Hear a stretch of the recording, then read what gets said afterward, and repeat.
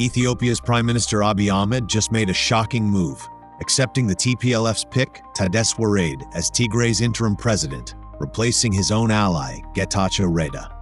But is this a surrender or a tactical retreat? Behind closed doors, Abiy is already scheming to exploit this crisis, weaken the TPLF, and tighten his grip on Tigray. How far will he go, and can the TPLF outmaneuver him? This is the explosive story of power, betrayal, and a high-stakes game that could reignite Africa's deadliest war. The Pretoria peace deal, signed in 2022 to end 2 years of brutal war, is under threat. Getachew Reda, Tigray's interim president and Abiy's hand-picked ally, is now isolated in Addis Ababa, begging for federal support. His rival, Debretsion Gebremichael, a wartime hero commanding 70% of Tigray's forces, has strengthened his grip in most Tigray areas, including Mekelle, the regional capital. Abiy may resurrect Getachew in some form, if not saving his presidency. But for now, Abiy isn't lifting a finger to save Getachew. Instead, reports say he's accepted Tadesse Werede, a Debretsion's choice, as Tigray's new leader. On the surface, it looks like a win for the TPLF. But dig deeper and you'll see Abiy's fingerprints all over this move. By backing Tadesse, Abiy isn't conceding power. He's playing the long game. Soft-spoken Tadesse is a moderate, caught between Debretsion's hardliners and Abiy's federal machine. His leadership will be fragile, and Abiy plans to exploit that fragility to the fullest.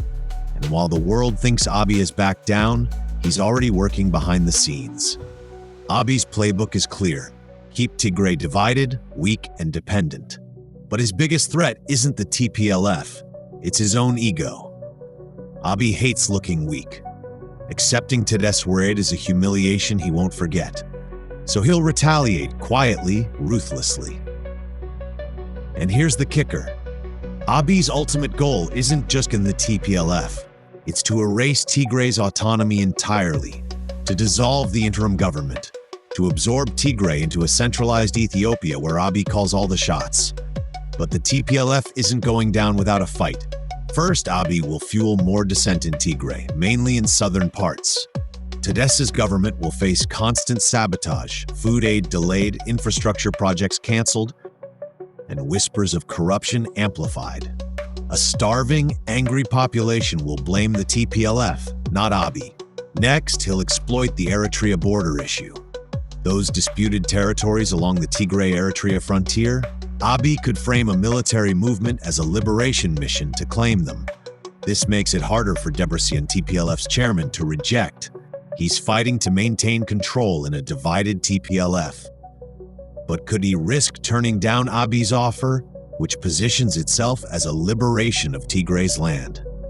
On the surface, it seems like a win-win for the TPLF, but in reality, this will force the TPLF into a lose-lose situation. Reject it, and they look anti-Tigray. Accept it, and they invite federal troops into their backyard. It's a ruthless strategy. But Abiy isn't the only player in this game.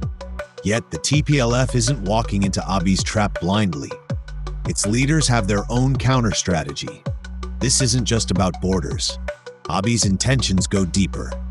A military operation could weaken Tigray's autonomy, all under the guise of liberation.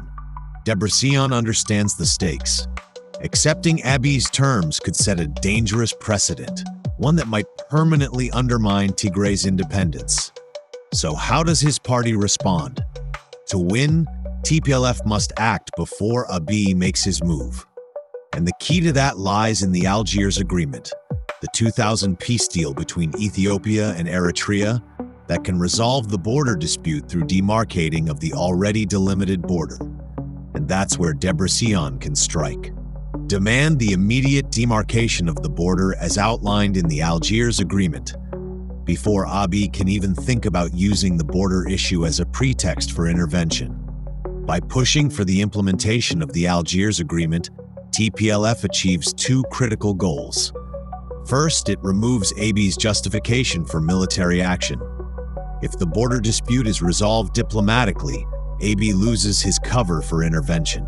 Second, it positions the TPLF as a champion of peace and international law.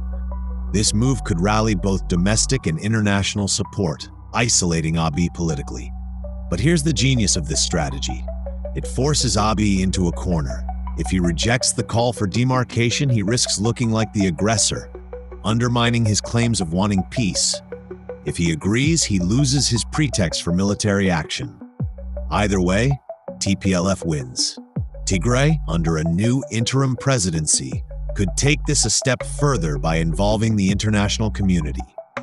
Tigray could appeal to the United Nations, the African Union, or even regional powers to pressure Ethiopia and Eritrea to honor the Algiers Agreement.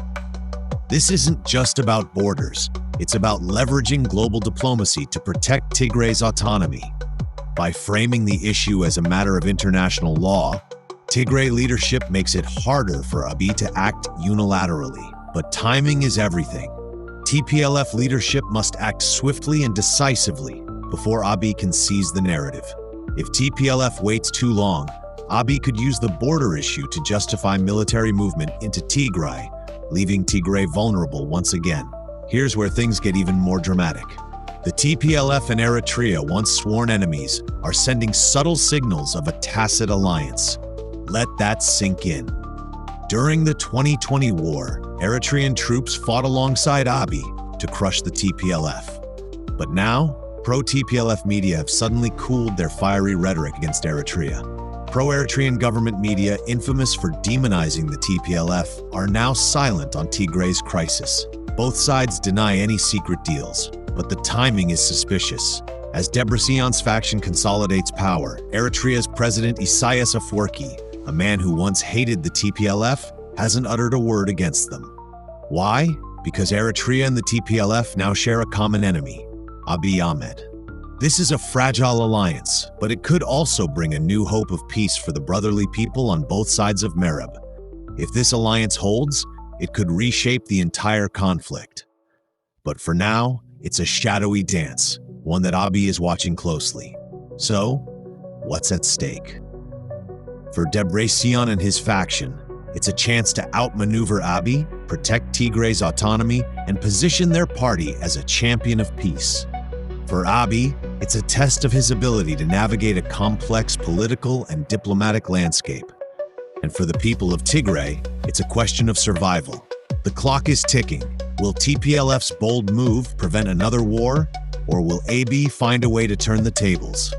What do you think? Drop your thoughts in the comments below, and don't forget to like, share, and subscribe for more on this high-stakes power struggle. In the game of politics and power, the next move could change everything.